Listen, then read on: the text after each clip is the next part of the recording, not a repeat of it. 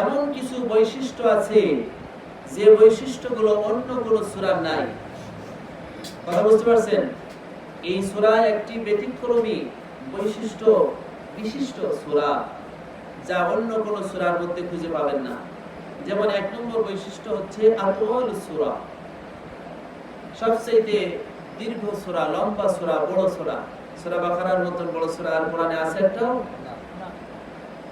আর একটিও নেই। তারপরে এই সূরা হচ্ছে খলিফাতুল কোরআন, কোরআনের প্রতিনিধি। এই সূরার আরেকটি বৈশিষ্ট্য রিহুল কোরআন, কোরআনের সুগন্ধ। বলুন সুবহানাল্লাহ। তারপরে আরেকটি বৈশিষ্ট্য হচ্ছে কাসরাতুল আহকাম, কোরআনে যত আহকাম আছে সবচেয়ে বেশি আহকাম বর্ণিত হয়েছে সূরাতুল বাকারার মধ্যে। সূরাতুল বাকারার মধ্যে যত আহকাম আছে এত আহকাম কোরআনের অন্য কোনো সূরার ভিতরে নেই। এই জন্য এই সূরাটির এটি একটি বিশেষ বৈশিষ্ট্য। এবার আমরা জানবো এই সূরার ফজিলত। সম্ভবত অন্যান্য আমার পূর্বে যারা এসেছেন সূরার ফজিলত বলেছেন। এই সূরার বিশেষ কি ফজিলত আছে আপনারা বলুন তো? এই সূরার কি ফজিলত আছে, কি মর্তবা, কি মর্যাদা আছে? সে তো আলোচ্য বিষয়। ফজিলত হচ্ছে এই সূরা যদি কারোর বাড়িতে পড়া হয় তাহলে শয়তান সেই বাড়ি থেকে পালিয়ে যাবে। কি করবে?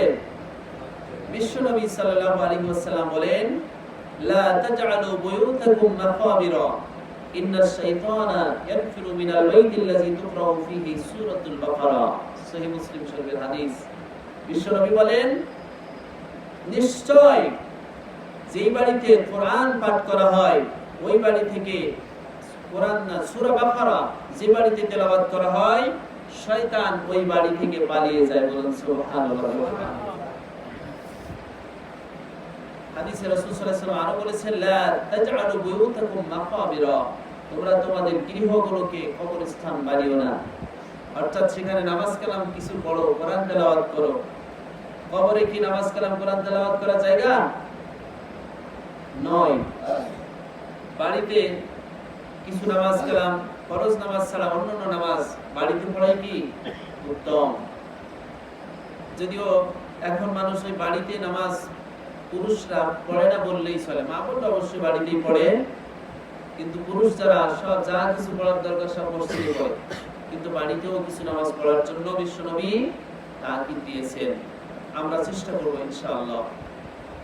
সূরা বাকারার একটি ফজিলত বললাম, আরেকটি ফজিলত হচ্ছে বিশ্বনবী সাল্লাল্লাহু আলাইহি ওয়াসাল্লাম বলেন, তাআল্লামু সূরাতাল বাকারা, তোমরা সূরা বাকারা শিক্ষা করো। ফা ইন্না আফসাহা বারাকাতুন, কারণ এই সূরা শিক্ষা করা, গ্রহণ করা হচ্ছে কল্যাণকর। এই সূরা শিক্ষা করা কি কল্যাণকর। ওয়া তারকুহা হাসরাতুন, আর এই সূরা শিক্ষা না করাটা হচ্ছে অনুতাপ, অনুশোচনার কারণ। ওয়ালা ইস্তাতিহা আলবাতলাতু, এই সূরা যারা নিয়মিত পাঠ করবে, কোন জাদুকর, কোন জাদু মন্ত্র তাদেরকে কোনো ক্ষতি করতে পারবে না। জিন শয়তান, মানুষ শয়তান তার কোনো ক্ষতি করতে পারবে না। বলুন সুবহানাল্লাহ। প্রিয় উপস্থিতি, এই সূরার আরো অনেক ফজিলতের কথা আছে, কিন্তু সেগুলো আমরা আলোচনা করতে গেলে আমরা যে আয়াতের উপরে আলোচনা করব সেই আয়াতের আলোচনার সময় কমে যাবে।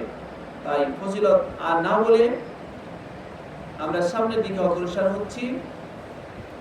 এই দুটো সূরা কিয়ামতের দিন তার পাঠকের জন্য, সূরা বাকারা এবং তারপরে সূরার নাম কি সূরা আলে ইমরান, এই দুইটি সূরা কিয়ামতের দিন তার পাঠকদের জন্য আল্লাহ তাআলার সাথে তর্ক করবে।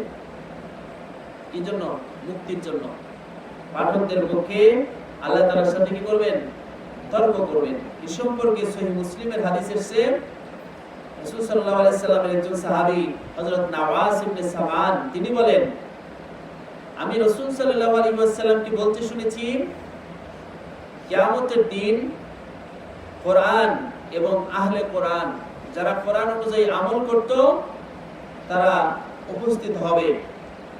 তাদের আগে আগে থাকবে সূরাতুল বাকারা ওয়া আল ইমরান, সূরা বাকারা আর আল ইমরান তাদের সামনে সামনে অবস্থান করবে।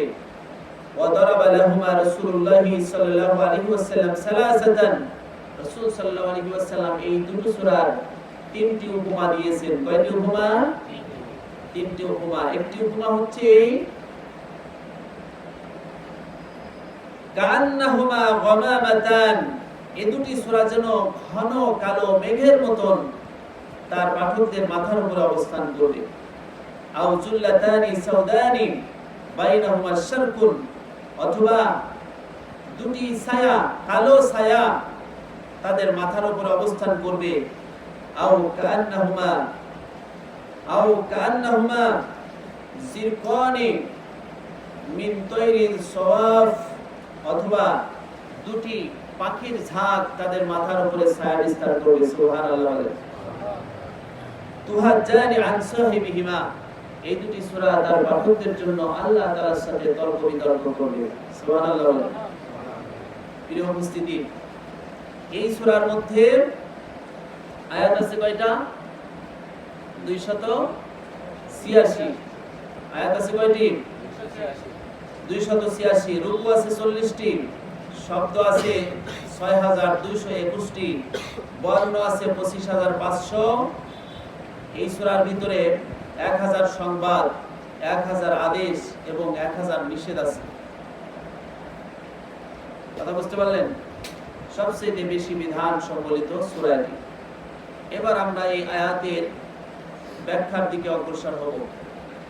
39 নম্বর আয়াতটি ব্যাখ্যা শুরু হবে ইনশাআল্লাহ। যদিও 39 নম্বর আয়াতটি তার পূর্বে যে আয়াতগুলো আলোচনা হয়েছে সে আয়াতের সাথে সম্পর্কিত, ওই আয়াতের সাথে আলোচনা শেষ করলে বেশি ভালো হতো।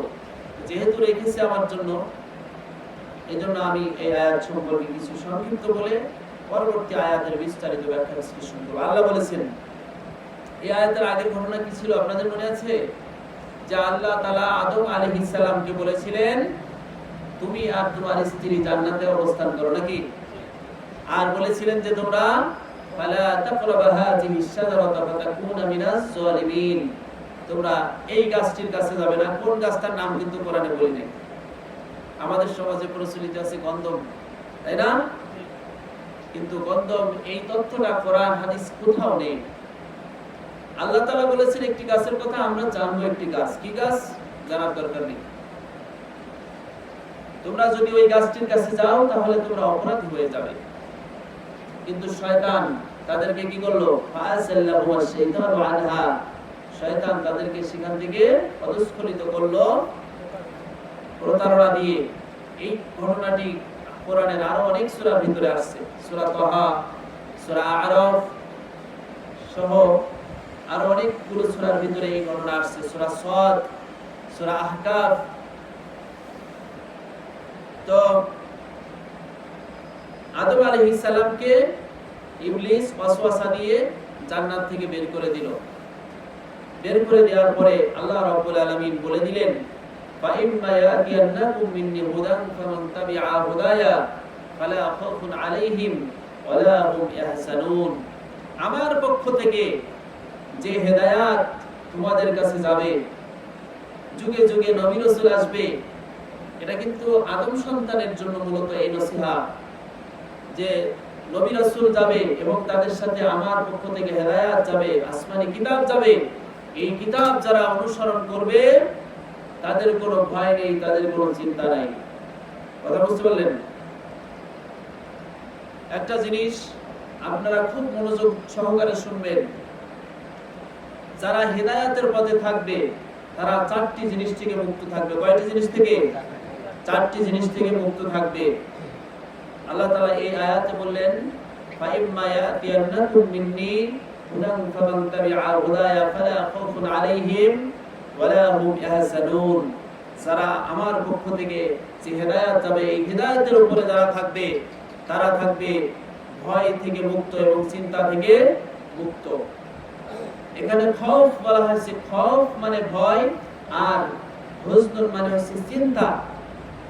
খৌফ হচ্ছে এমন ভয় যা কোনো সম্ভাব্য বিপদ আসার কারণে মানুষ যে উদ্বিগ্ন থাকে, আশঙ্কাগ্রস্ত থাকে, এটাকে বলা হয় খৌফ।